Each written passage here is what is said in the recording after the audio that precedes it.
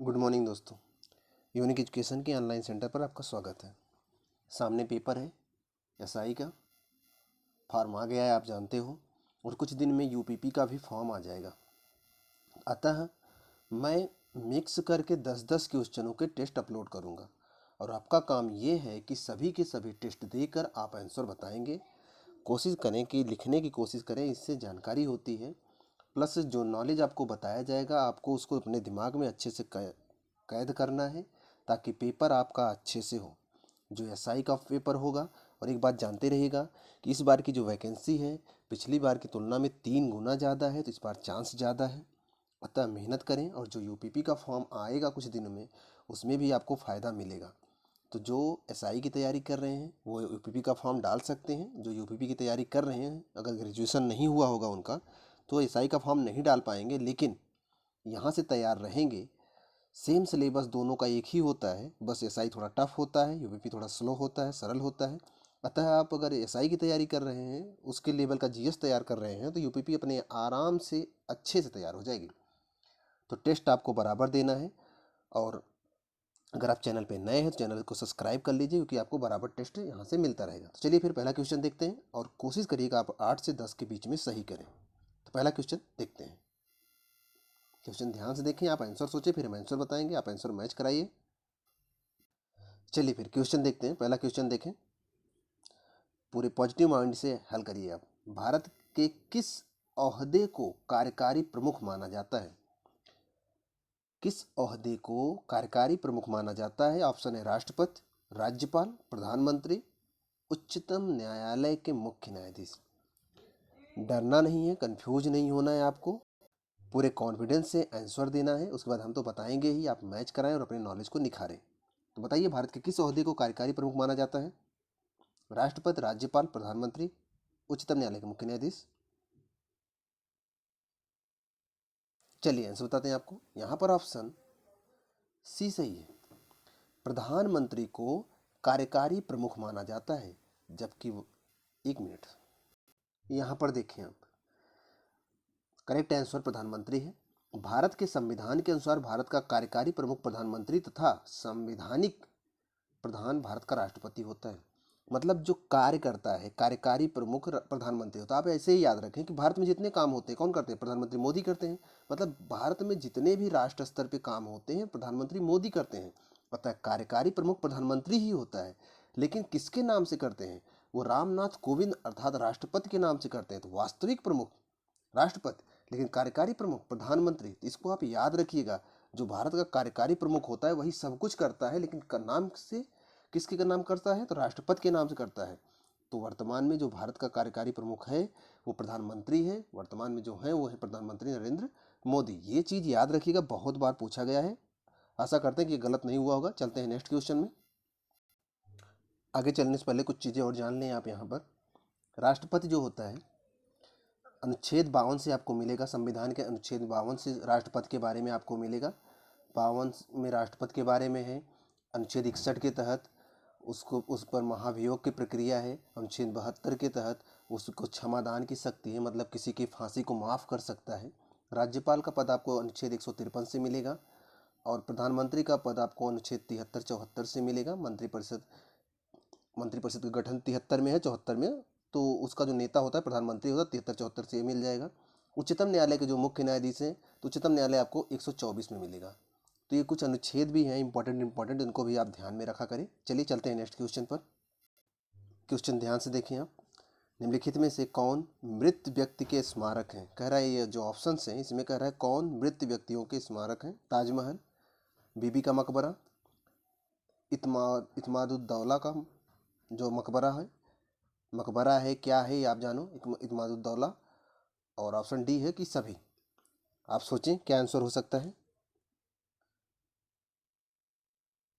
काफ़ी सरल क्वेश्चन है, लेकिन कठिन भी है अगर समझ में नहीं आया तो। चलिए आंसर बताते हैं आपको। यहाँ पर ऑप्शन डी सही है, सभी। ताजमहल, मुमताज को जहाँ दफनाया गया था शाहजहाँ ने, उसी के ऊपर आगरे में ताजमहल बनाया था। बीबी का मकबरा, ये शाहजहाँ की पत्नी थी, उन्हीं शाहजहाँ की पत्नी दिलरास बानो बेगम, उन्हीं के कब्र के ऊपर बनाया गया था। इत्मादुद्दौला, अभी हम आपको तीनों के बारे में डिटेल बताते हैं। यहाँ थोड़ा ध्यान से देखिएगा, आपको काफ़ी काम आ सकता है ये। ताजमहल में मुमताज महल की कब्र तथा इसको शाहजहां ने बनवाया था। बीबी का मकबरा को गरीबों का ताजमहल कहा जाता है। ये चीज़ इंपॉर्टेंट है, ये भी याद रखिएगा। जो बीबी का मकबरा है उसे गरीबों का ताजमहल कहा जाता है, नाम से जाना जाता है। और इसको आजम शाह ने अपनी माँ दिलरास बानो बेगम, ये भी ध्यान रखिएगा, दिलरास बानो बेगम की याद में बनवाया था। आजम शाह शाहजहां का पोता और औरंगजेब का पुत्र था। शाहजहां औरंगजेब का पिता था और आजम शाह जो था वो शाहजहां का पोता होगा, और औरंगजेब का अगर पुत्र है तो शाहजहां उसके दादा हो जाएंगे। तो आज जो आजम शाह था उसी ने बनवाया था, जो कि गरीबों का ताजमहल बोला जाता है। ये शाहजहां का पोता था और औरंगजेब का पुत्र था। इसका मतलब क्या है कि दिलरास बानो बेगम औरंगजेब की पत्नी थी। तो इसको ध्यान में रखिएगा, कई चीज़ें यहाँ पर इंपॉर्टेंट है, एक बार ध्यान से फिर से इसको रिपीट करके सुन लीजिएगा। तथा इदमादुद्दौला ने, एक मिनट, तथा इदमादुद्दौला ने में घियास उद्दीन बेग की कब्र है। इदमादुद्दौला में घियास उद्दीन बेग की कब्र है, जो जहांगीर के दरबार में मंत्री थे। इदमादुद्दौला को घियासुद्दीन बेग की पुत्री नूरजहां ने बनवाया था। इसको याद रखिएगा, उनकी पुत्री का नाम नूरजहां था, जिसने किससे शादी किया था? जहांगीर से किया था। उसी के दरबारी में ये तो कब मंत्री थे और उन्हीं से तो उन्होंने शादी किया था। तो यहाँ पर बहुत सारी चीज़ें इंपॉर्टेंट है, और सबसे ज़्यादा इंपॉर्टेंट ये दिलरास बानो बेगम, गरीबों का ताजमहल, और ये औरंगजेब इनका पति था। ये भी आप ध्यान रखिएगा। औरंगजेब की मृत्यु हो जाती है 1707 में। तो मैं कुछ चीज़ें आपको बता रहा हूँ, ध्यान सुनिएगा। मुगल वंश की स्थापना बाबर करता है। बाबर के बाद हुमायूं बनता है। हुमायूं के बाद अकबर। अकबर के बाद जहांगीर। जहांगीर के बाद शाहजहां। शाहजहां के बाद औरंगजेब। फिर से मैं बताता हूँ, ध्यान से सुनिएगा। मुगल वंश का संस्थापक बाबर, समय था 1526 से 30 तक। उसके बाद 30 से 39 तक था हुमायूं। उसके बाद वो हार जाता है, शेरशाह सूरी आता है। उसके बाद फिर से 1555-56 में फिर से आता है हुमायूं। 56 में मर जाता है। 56 से 1556 से आते हैं अकबर, और 1605 तक रहते हैं। 1605 में जहांगीर आता है, 1627 तक रहता है। ध्यान रखिएगा, ये कब ये पूछा जा चुका है, जहांगीर वाला पूछा भी जा चुका है। 1627 के बाद शाहजहां आता है। 1627 से 1658 तक रहता है। 1658 में औरंगजेब बनता है 59 में, और 1707 तक रहता है। उसके बाद मुगल वंश इतना, उसके बाद के शासक 2 साल 3 साल 4 साल के लिए आते हैं, तो वो पता ही नहीं चलता। तो यहाँ तक इम्पोर्टेंट था कई चीज़ें, ये आप ध्यान रखिएगा। कभी कभी इनका क्रम भी पूछ लिया जाता है, तो ये भी याद रखिएगा। और एक क्वेश्चन कि मुगल वंश में सबसे लंबी उपाधि से कौन सा शासक बना था? तो वो थे औरंगजेब। आप किताब में ढूंढेंगे, जब ये जिस उपाधि से बैठे थे, काफ़ी लंबी उपाधि ये जानते रहिएगा। और एक चीज़, औरंगजेब का समय ही ऐसा समय था जो संगीत का, उस समय संगीत का, औरंगजेब संगीत का सबसे बड़ा विरोधी था, ये भी ध्यान रखिएगा। दूसरी बात, औरंगजेब हिंदुओं का भी बड़ा विरोधी था, वो सबको मुस्लिम बनाता था। लेकिन एक चीज़ कि औरंगजेब के दरबार में सर्वाधिक हिंदू भी रहते थे।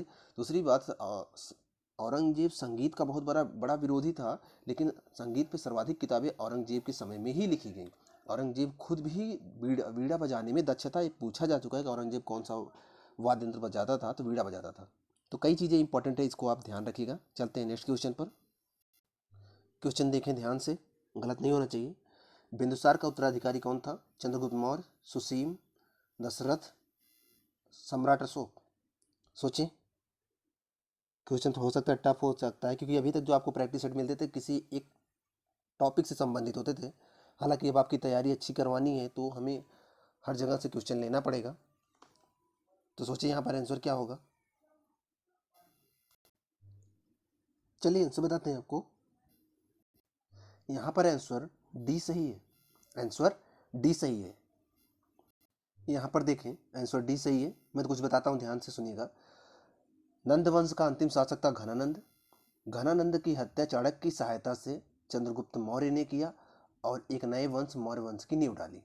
चंद्रगुप्त मौर्य के बाद उसका बेटा बिंदुसार उत्तराधिकारी बना।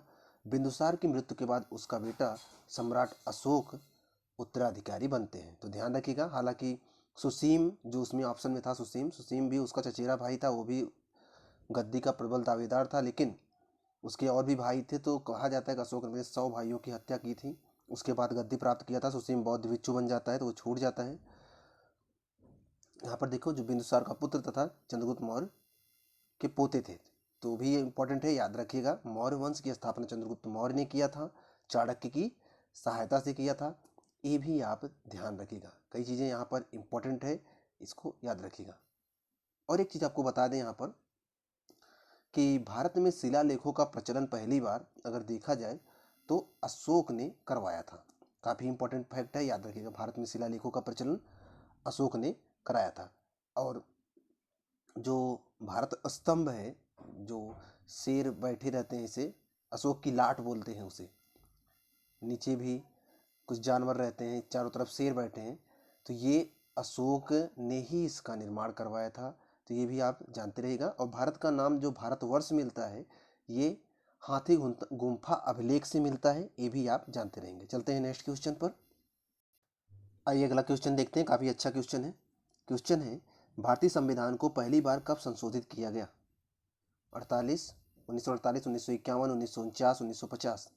सोचिए, काफ़ी सरल, काफ़ी अच्छा क्वेश्चन है।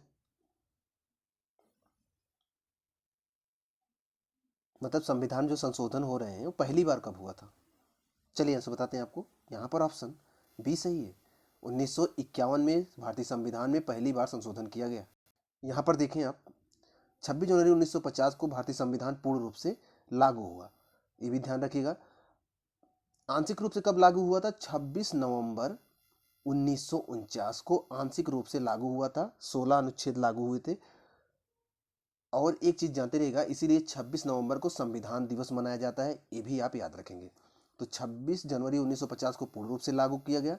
और इसका जो सर्वप्रथम जो संशोधन था 1951 में किया गया था, जिसमें समानता और संपत्ति और स्वतंत्रता के नियमों में बदलाव और संविधान के 9वीं अनुसूची में इन सबको जोड़ दिया गया था। तो ये भी इंपॉर्टेंट है, आप याद रखिएगा।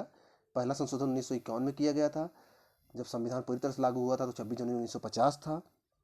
जब आंशिक रूप से लागू हुआ था तो वो था 26 जनवरी 1949। इसीलिए 26 नवंबर 1949, इसीलिए 26 नवंबर को संविधान दिवस भी मनाया जाता है, तो याद रखिएगा। चलते हैं नेक्स्ट क्वेश्चन पर। अगला क्वेश्चन देखें, आपका फेवरेट क्वेश्चन हो सकता है, काफ़ी सस्ता क्वेश्चन है। निम्नलिखित में से किस नदी को बंगाल का शोक नाम से जाना जाता है? 1 नंबर का आपका फायदा यहाँ मिल सकता है, हुगली को, भागीरथी को, दामोदर को, गंगा को। सोचिए किस नदी को बंगाल का शोक कहते हैं। चलिए ऐसे बताते हैं आपको। यहाँ पर ऑप्शन सी सही है, दामोदर नदी को बंगाल का शोक कहते हैं। दरअसल दामोदर नदी छोटा नागपुर के पठार से निकली हुई है। आप हमारे भूगोल की वीडियो देख सकते हैं, वहाँ पूरा फिगर से दिखाया गया है। तो यहाँ मैं बता दे रहा हूँ आपको, भारत के मैप में जो छोटा नागपुर का पठार जो कि झारखंड में है, तो झारखंड के छोटा नागपुर के पठार से निकली हुई है और हुगली में आकर मिलती है। तो अगर हम भारत के मैप में थोड़ा सा आपको दिखाना चाहें तो ये भारत का मैप ऐसे बनेगा, ऐसे। छोटा नागपुर का पठार आपको, ये उत्तराखंड है, यहाँ यूपी मिलेगा। छोटा नागपुर का पठार आपको यहाँ मिलेगा। तो यहाँ से ये निकली हुई है और ऐसे जाती है, इधर से हुगली आई हुई है, तो उसी में जाकर ये मिल जाती है। तो हुगली की सहायक है, ये जानते रहिएगा। और कलकत्ता हुगली नदी के किनारे, ये भी आप जानते रहिएगा। और इस दामोदर नदी के कारण कारण बंगाल में बहुत बाढ़ आता था। बाढ़ आने की वजह से बहुत नुकसान होता था, इसलिए इसे बंगाल का शोक कहा जाता था, तो याद रखिएगा। आप यहाँ पर देख लीजिए, दामोदर नदी को बंगाल का शोक के नाम से जाना जाता है, जो कि झारखंड के लाहौल जिले के छोटा नागपुर के से उद्गमित हुई है, तो ये ध्यान रखेंगे। चलिए अगला क्वेश्चन देखते हैं, काफ़ी सरल क्वेश्चन ये भी है। रॉलेट एक्ट किस वर्ष लागू किया गया था? 1919, 1921, 1923, 1916। सोचिए।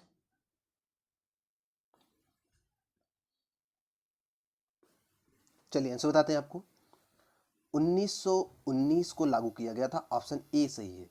दरअसल 1919 में रॉलेट एक्ट लागू किया गया था। इसके तहत बिना अपील, बिना दलील, बिना वकील किसी को व्यक्ति को संदिग्ध अवस्था में गिरफ्तार करने की बात चल रही थी। इसी का विरोध हो रहा था जलियांवाले बाग में, जहां और इसी के विरोध में डॉक्टर सैफुद्दीन किचलू को गिरफ्तार कर लिया गया था, जिसके विरोध में सभा हो रही थी जलियांवाले बाग में। और 13 अप्रैल 1919 को जलियांवाला बाग हत्याकांड भी होता है, इसी के विरोध में होता है।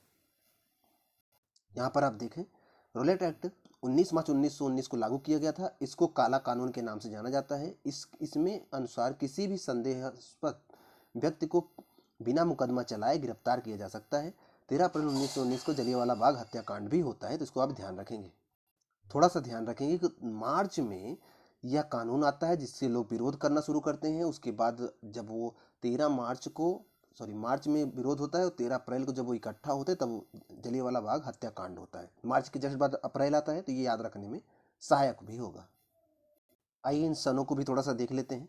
1919 में रोलेट एक्ट आप जान चुके हैं। 1921 में दो वैज्ञानिक थे, नॉल और रुस्का नाम था उनका। उन लोगों ने इलेक्ट्रॉन सूक्ष्मदर्शी की खोज की थी। इलेक्ट्रॉन सूक्ष्मदर्शी एक बाल को एक पीपल के वृक्ष जैसा बड़ा करके दिखा सकता है, तो बहुत अच्छी सूक्ष्मदर्शी का खोज हुआ था। 1923 में मोतीलाल नेहरू और चित्तरंजन दास ने मिलकर, मोतीलाल नेहरू मुख्य रूप से, ने स्वराज पार्टी की स्थापना की थी, जब 1922 में महात्मा गांधी ने असहयोग आंदोलन वापस ले लिया था। 1916 में जो कांग्रेस का विभाजन हो गया था 1907 के सूरत अधिवेशन में, गरम दल नरम दल में, तो उनका फिर से मेल हो गया था। लखनऊ अधिवेशन हुआ था, तो याद रखेंगे। 1919 तो आपको पता ही है। चलते हैं नेक्स्ट क्वेश्चन पर, ध्यान रखिएगा ये सब चीज़ें। क्वेश्चन देखें, कुछ क्वेश्चन सरल भी पेपर में भी आते हैं जो आपके नंबर उठा सकते हैं, तो ऐसे ये भी क्वेश्चन है, एकदम सरल है। महाराणा प्रताप अपने घोड़े को किस नाम से पुकारते थे? बुलबुल, चेतक, बादल, हाइग्रीव। सोचें, इसमें ज़्यादा समय तो नहीं लगना चाहिए आपको। चलिए आंसर बताते हैं आपको। यहाँ पर ऑप्शन भी सही है, चेतक। रणबीर चौकड़ी भर भर भर कर चेतक बन गया निराला था, आप पढ़े होंगे। राणा प्रताप के आगे आपको पता होगा। यहाँ पर देखें आप, महाराणा प्रताप अपने घोड़े को चेतक नाम से बुलाया करते थे। 1576 में महाराणा प्रताप और अकबर के मध्य हल्दी घाटी का युद्ध हुआ था, जिसमें महाराणा प्रताप की हार हुई थी। हल्दी घाटी का युद्ध 1576, ये सन याद होना चाहिए। किसके बीच? अकबर और महाराणा प्रताप के बीच, ये भी आपको याद होना चाहिए। क्वेश्चन ध्यान से देखिए, काफ़ी अच्छा क्वेश्चन है। कड़म मल्लेश्वरी निम्नलिखित में से किस खेल से संबंधित है? कड़म मल्लेश्वरी बहुत बार ये क्वेश्चन पूछा गया है। टेनिस खिलाड़ी, तैराकी, व्यायाम, भार उठाना, वेट लिफ्टिंग जिसे बोलते हैं। Tennis, swimming, athletes, weight lifting. सोचिए। चलिए आंसर बताते हैं आपको।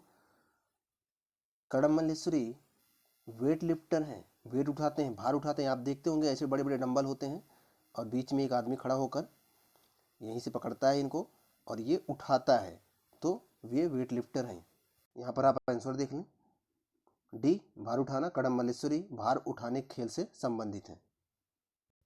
क्वेश्चन ध्यान से देखें आप, निम्नलिखित में से किस उपग्रह ने चंद्रमा का सबसे पहले चक्कर लगाया था?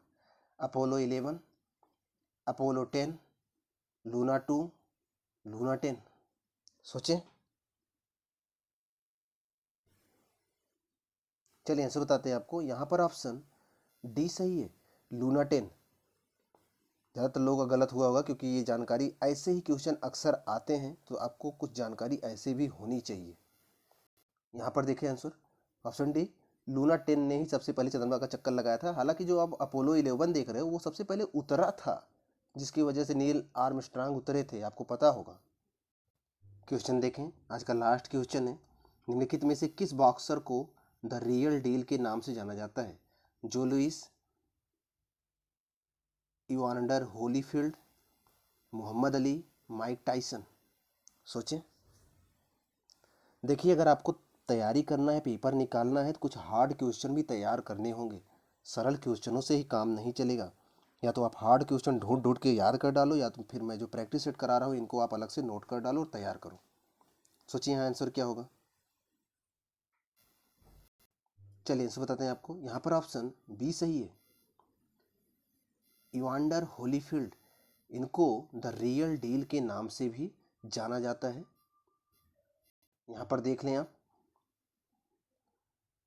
इवांडर होलीफील्ड को द रियल डील के नाम से जाना जाता है। माइक टाइसन को फ्लाइंग फिश के नाम से जाना जाता है। आप इनके बारे में गूगल पे सर्च करके ज़रूर देखिएगा। आपका काम है, अगर आप तैयारी कर रहे हो तो ये आपका भी कुछ काम बनता है कि आप भी कुछ जानकारी इकट्ठा करें ऐसे खिलाड़ियों के बारे में जिनको लगता है कि ये इम्पोर्टेंट है, क्वेश्चन आ सकता है। केवल इनकी ही बात मैं नहीं कर रहा हूँ, और भी बहुत सारे खिलाड़ी हैं जो ऐसे लगते हैं कि हमको इनके बारे में जानकारी होनी चाहिए। तो कुछ महत्वपूर्ण खिलाड़ियों के, अपने देश तथा अन्य देश के जो विश्व स्तर पे जाने जाते हैं, उनके बारे में कुछ आप एक अलग से कॉपी में नोट्स बनाकर रख लें। ज़िंदगी भर नोट्स नहीं बनाना है, जब तक पढ़ना है और निकालने का जो ख्वाब रख रहे हो उसके हिसाब से थोड़ी सी मेहनत अलग से करनी पड़ेगी। तो मेहनत ज़रूर करें, हम आपका साथ ज़रूर देंगे, लेकिन कुछ मेहनत आप भी करें। नंबर जितना आया होगा कमेंट बॉक्स में ज़रूर बताइएगा, और चैनल पे नए हैं चैनल को सब्सक्राइब कर लीजिए और उन लोगों के पास भी शेयर कर दीजिए जो पढ़ाई में या फिर तैयारी में लगे हुए हैं। मिलते हैं आपसे नेक्स्ट वीडियो में, तब तक आप जुटे रहें।